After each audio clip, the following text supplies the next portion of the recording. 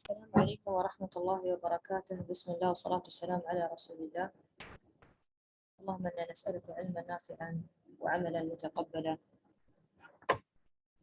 We will start Fiqh class today, lecture number 6, after hardworking Imams period. The one that we took it before, it was the hardworking Imams period. But now we're going to take after hardworking Imams period.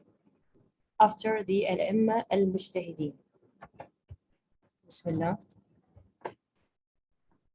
As you know, we have the fiqh levels since the Prophet Muhammad ﷺ level, and then there is a Sahaba, and then the followers, then the hardworking Imam, which we took already the 2 lecture. And today, inshallah, after hardworking Imam, inshallah, we'll take 1 lecture for that, and then inshallah, we will go with the madhab, inshallah. So lecture number 6, actually the situation after the famous Imams. This period was the matured period because the fiqh was completed at that time, and the madhab, it was settled. The madhab, it was settled. The madhab which we know, for example, madhab al-Hanafi, Shafi'i, Maliki, Hanafi, and some of the other madhabs as you've seen before. So that time it's settled. And there is the author for writing the books, they started to appear at that time because there were a lot of writers and they started writing the books. The knowledge became very famous at that time and everything started to spread. And due to these settlements, the madhab,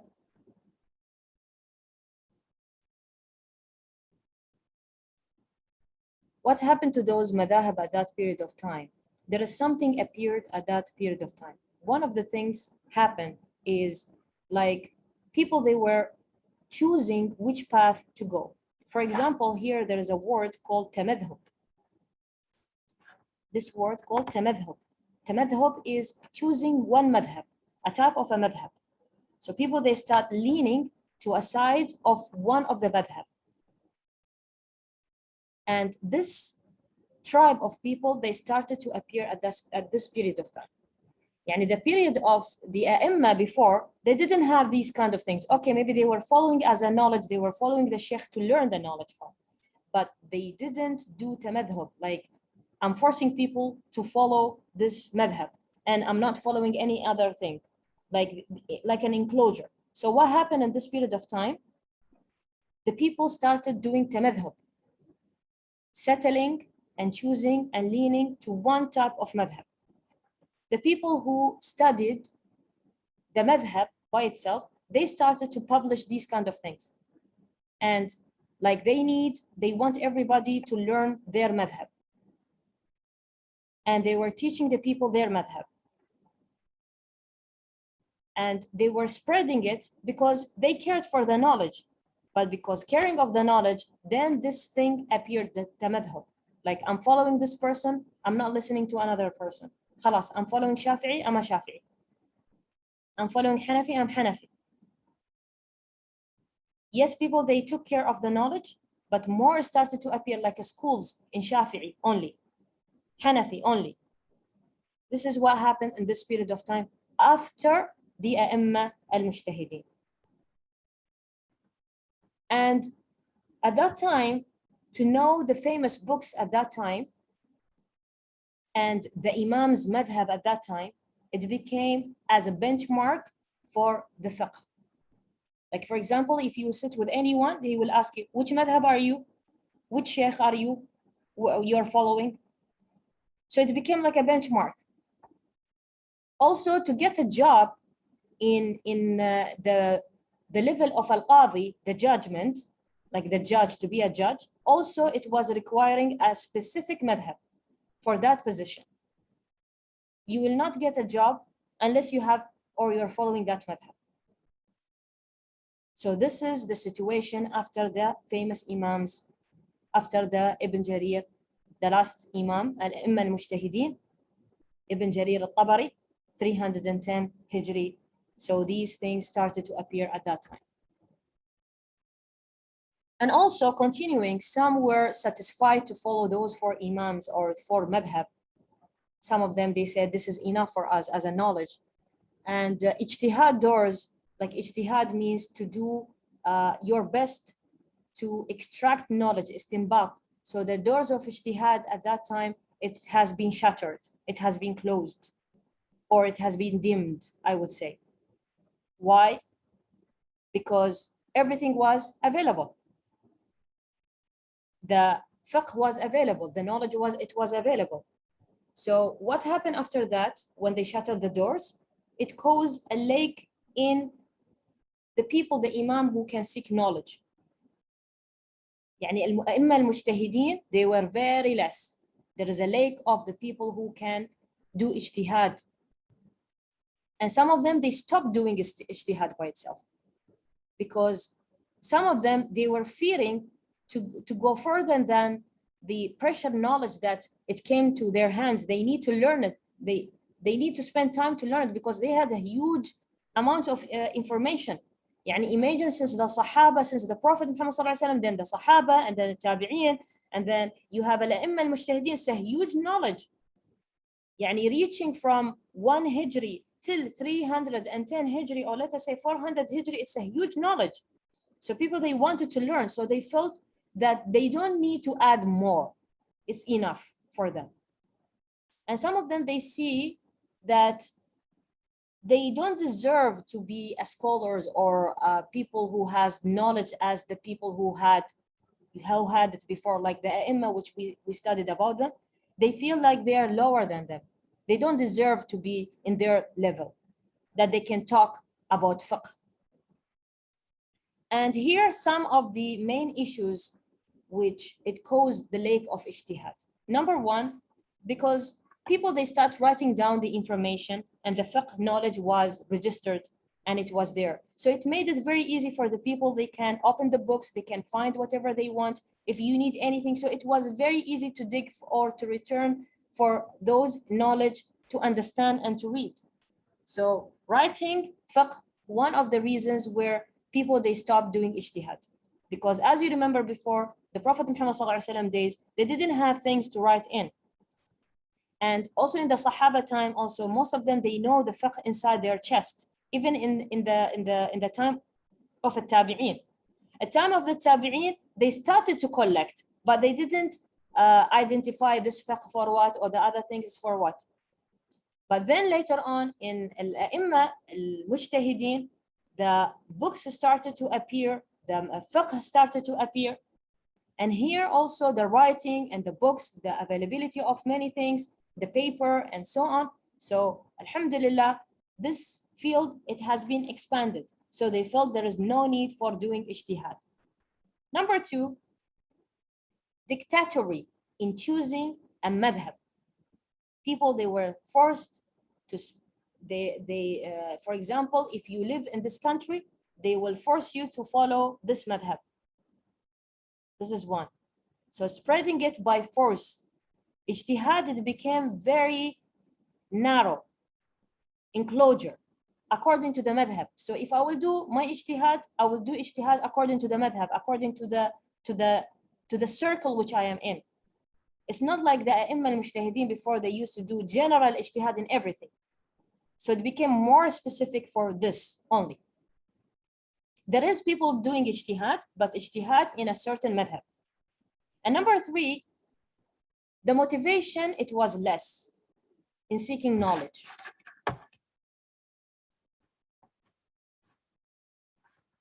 Number four, also, as we said, they were very careful to innovate or to add something to the religion, which to give any fatwa for the person who's not reliable. So that's why they close these doors if the person doesn't have that kind of position.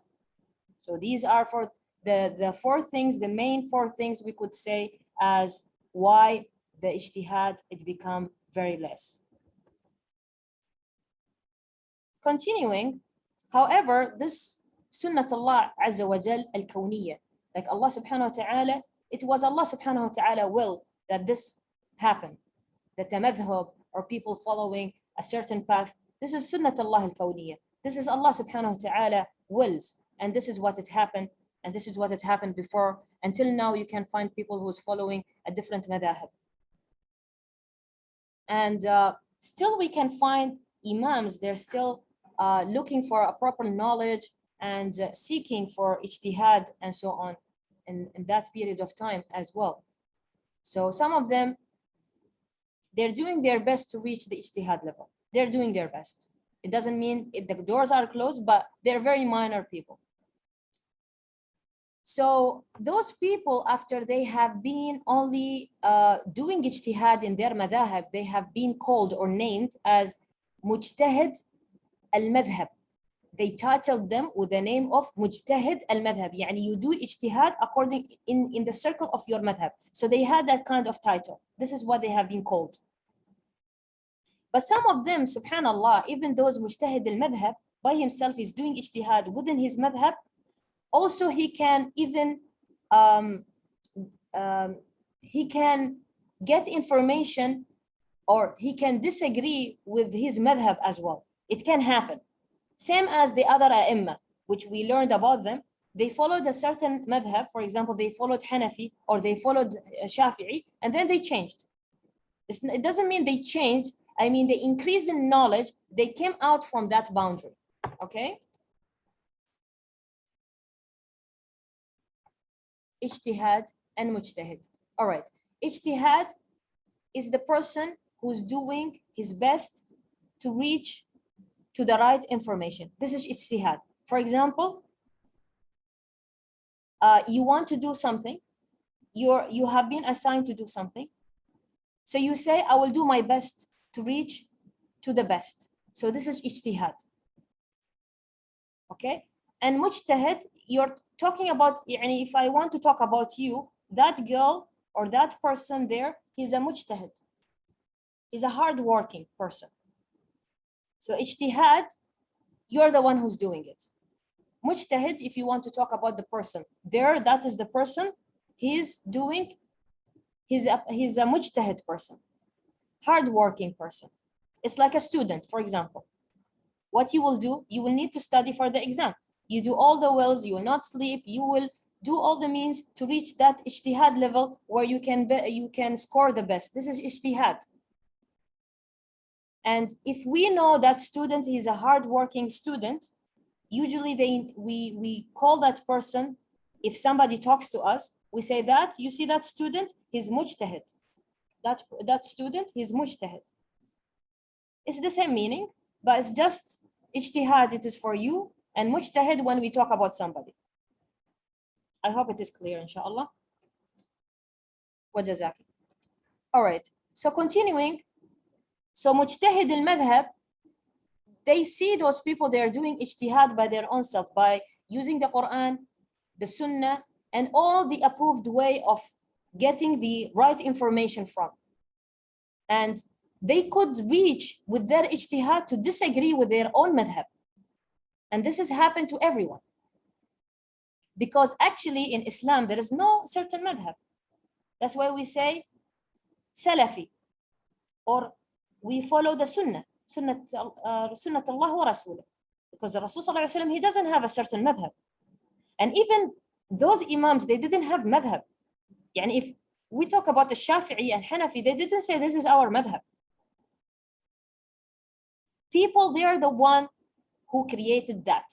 If you notice, they are the one who created these kind of things. And even in the period of the Shafi'i and the other Imams, they have been forced by their Khalifa that they want the people to follow their madhab, but they were disobeying. They don't want that to happen because it has nothing to do with it. Even some of them, they have been asked, once they wrote the book, force the people to follow your madhab. They were disagreeing and they were really harmed by their Khalifas. And we'll come to see their history about that. So understanding or answering, or before thinking in your mind, saying, all those people, maybe they mislead us. No, they didn't ask anyone to follow their madhab, but the people who came after them, after the ai al-Mujtahideen, they are the one who forced the people to follow this path. So some of the people who are mujtahid al-madhab, the people who are doing ijtihad more than their madhab and disagreeing with their own madhab, is one of them is Ibn Rushd al-Hafid. The second one, Muhyiddin bin Sharaf al-Nawawi. And the third one, Muwaffaq al-Din bin Qaddamah. The first one, Ibn Rushd al-Hafid. The second one, Muhyiddin bin Sharaf al-Nawawi. And Nawawi, you hear about him a lot. It has been narrated from al-Nawawi. This is al-Nawawi that we study when we read the hadith, al-Nawawi. Muwaffaq al-Din bin Qaddamah also. So these names are important to know. Who are they? So in this, after al-a'imma al-mujtahideen, بعد al-a'imma al-mujtahideen, we need to know what is the best features, what it came out from them. Because we learned from the days of the Prophet Muhammad sallallahu alaihi wasallam and the Sahaba, which they are the one who kept the Quran, they wrote the Quran. And then we had at-tabi'een, which they wrote the Sunnah. And then al-mujtahideen who came, or at-tabi'een, between al-tabi'een, they wrote the Sunnah and aqwal al-Sahaba, the words of the Sahaba. And then al-mujtahideen, they continued. So what about the best features in the period who came after those, the people who did ijtihad, did the hard working in extracting knowledge from the fiqh? One of them is called al-mutun al-fiqhiyya. Al-mutun al-fiqhiyya. Now, why you need to know this? You will say, why now it's getting complicated? Actually, it's not getting complicated because if you understand these basics, then you will understand the books when it comes on your hand. There is two types of books in the fiqh. There is a type called al-mutun al-fiqhiyya, and there is another one, al-fiqh al-muqaran, comparison. They're doing comparison in fiqh. Al-fiqh al-muqaran. All right? The first one is al-mutun al-fiqhiyya, and the second one is al-fiqh al-muqaran. So now if you will see the types of books now we're going to see, if you see it, you will know this book, it is from which group. And there is a lot of books, but the books which I'm going to show you now are the famous books. Group number one, al-mutun al-fiqhiyya. What does it mean? It means al-mutun by itself is like explanation. When you have like the hadith or fiqh, and you have explanation on the side with the side notes, explaining it more deeper. Because usually when we have a statement, we have a statement, but there is an explanation, more information, more explaining in words. So this is al-mutun al-fiqhiyya. And this is where the later people, they came and depend on this this method. People, they like this method. Later on, they started depending on these type of methods in teaching or writing even the books. Now, al-mutun al-fiqhiyya, it has been in those four madhahib. Madhab al-Hanafi, they have a very famous book. Yani if you find somebody he's following Hanafi madhab, it cannot be he's not studying from this book. You will see him, his knowledge of fiqh, he's taking it out from Mukhtasar al-Qadduri. The name of the book, Mukhtasar al-Qadduri. You need to know these books. Mukhtasar al-Qadduri for Madhab Hanafi. Madhab al-Maliki, they have Mukhtasar Khalil, very famous. Yani Maliki, you will not see him, he's opening Mukhtasar al-Qadduri. Maliki, he's opening Mukhtasar Khalil. Very famous in their madhab. Al-Shafi'i, he has Minhaj al-Talibin, Minhaj al-Talibin wa Umdat al-Muftin fil Fiqh. So even sometimes you can write it in English to find the PDF. Inshallah, you can find it. It is Madhab Shafi'i. And Madhab Hanbali, they have Zad al-Mustaqni' fi ikhtisar al-Muqni'. Zad al-Mustaqni'. Even this one in the universities they teach. And usually in Saudi Arabia and maybe UAE, they have this Madhab al-Maliki and Madhab Hanbali. So you will find them even in their schools, they're teaching these books. Very famous books. And it's very useful books as well. Number two, al-fiqh al-muqaran. And also it's the fiqh comparison and also called fiqh, the meaning of it, inside encyclopedias. الفقه المقارن, the comparison. What does it care?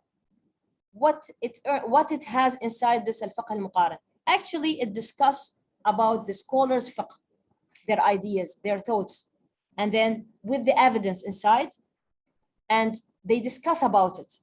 And it had played a huge role in collaborating the fiqh direction, because people, they couldn't understand the direction of a Shafi'i, they couldn't understand the fiqh of Hanafi. So al-fiqh al-muqaran, it was discussing about the direction of the scholars and their theories. And then sometimes they find out actually all of them, maybe 3 of them, they agree.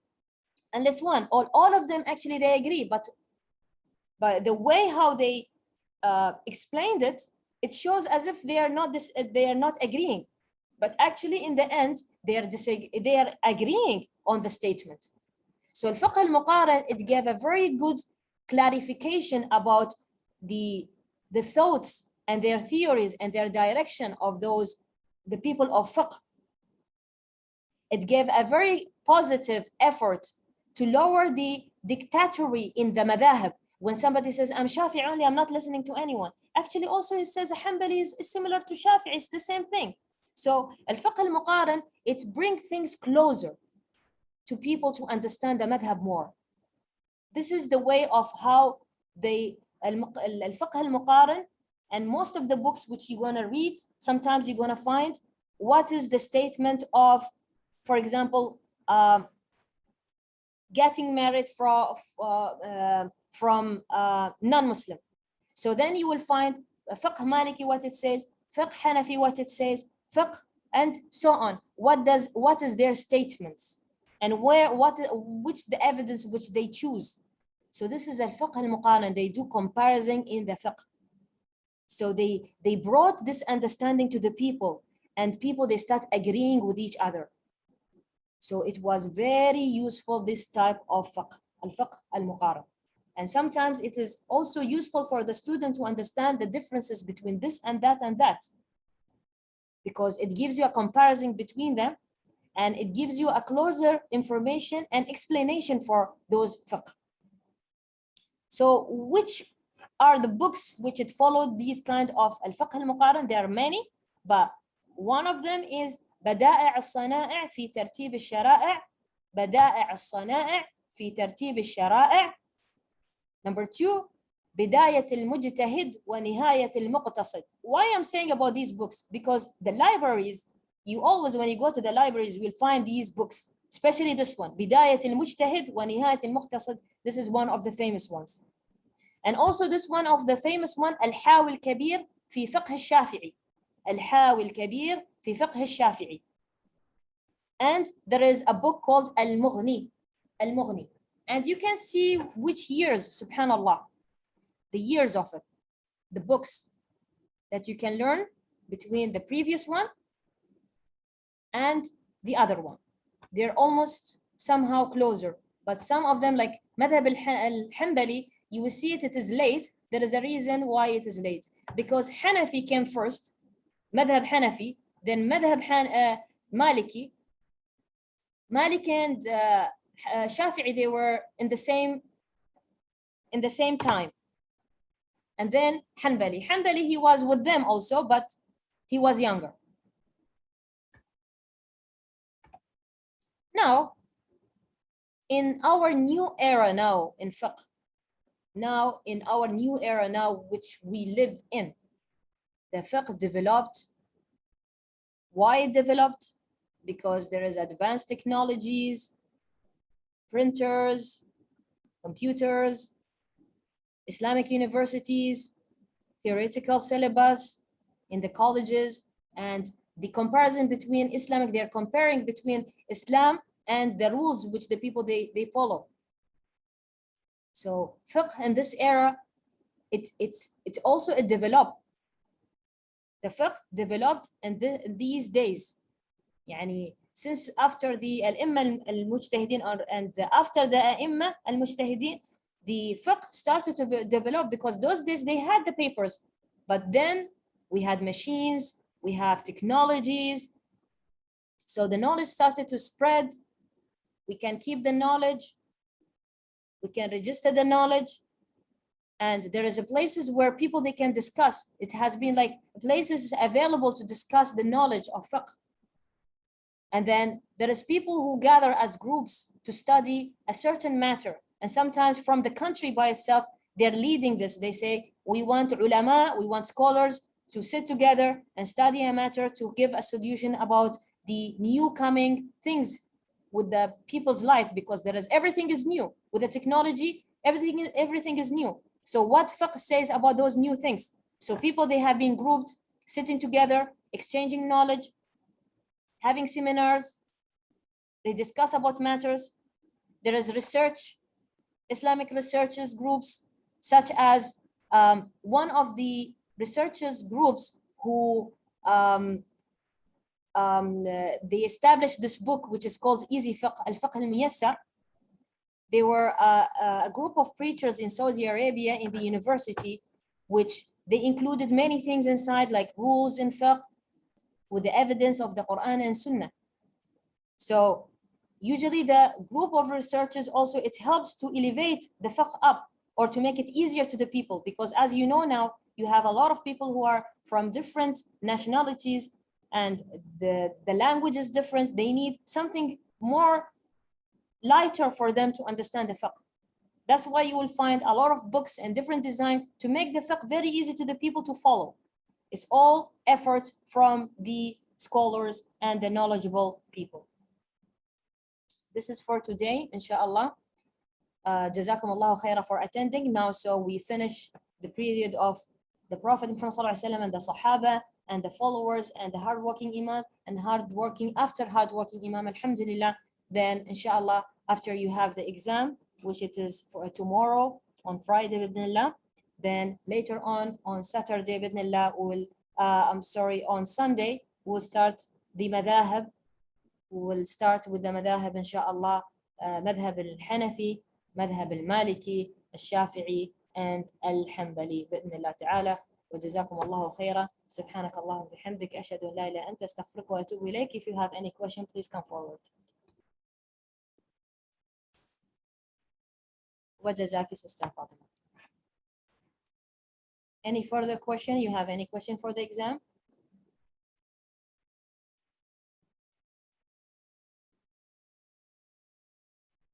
Barakallahu fikum wa jazakumullahu khaira. So we'll end our session. If you have any question, also you have the group. You can ask anything in the Telegram, or also you can find us through the WhatsApp. Bidnillah.